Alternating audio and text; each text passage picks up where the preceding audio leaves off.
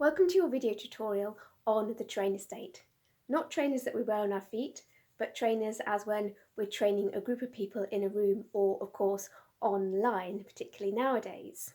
It's also a fantastic tool to use before any kind of public speaking, and I'm going to talk through the basic steps with you now.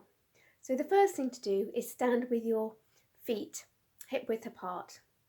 And then imagine you've got roots coming out the soles of your feet, going through the floor and then into the ground, deep into the earth. Then imagine you've got a cord coming out the crown of your head, going through the ceiling and into the sky. Then take a couple of deep breaths from your lower belly, not your chest, your lower belly. That'll help reduce the adrenaline response.